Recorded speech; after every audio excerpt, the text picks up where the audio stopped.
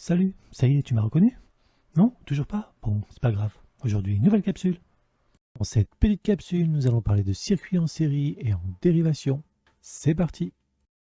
Dans un circuit en série, tous les dipôles sont alignés les uns à la suite des autres dans la même boucle.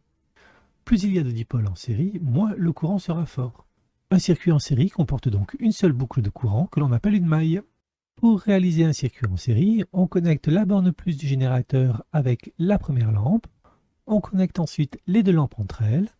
Et enfin, on connecte la dernière borne de la deuxième lampe avec la borne moins du générateur.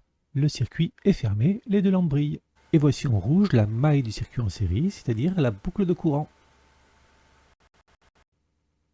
S'il apparaît une ouverture dans le circuit, comme une lampe qui grille par exemple, le courant ne peut plus circuler. L'autre lampe s'éteint.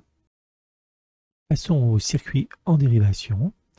Dans un circuit en dérivation, les dipôles sont représentés en parallèle les uns par rapport aux autres.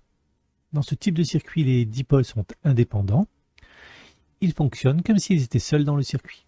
Un circuit en dérivation comporte donc plusieurs mailles, c'est-à-dire des boucles de courant. Pour réussir un circuit en dérivation, on fera boucle après boucle. Pour réaliser la première boucle, on connecte la borne plus du générateur avec une borne de la lampe et on ferme la première boucle en connectant la lampe avec la borne moins du générateur. On procède de la même manière avec la deuxième boucle. Les deux lampes brillent. Voici en rouge la première maille, c'est-à-dire la première boucle de courant, et en jaune la seconde boucle de courant, donc la deuxième maille. S'il apparaît une ouverture dans une boucle, alors le courant circule encore dans les autres boucles, et ici, notre lampe brille toujours. Et bien voilà, je ne sais pas si tu m'as reconnu, mais c'est fini pour aujourd'hui. Alors je te dis à bientôt pour une prochaine capsule.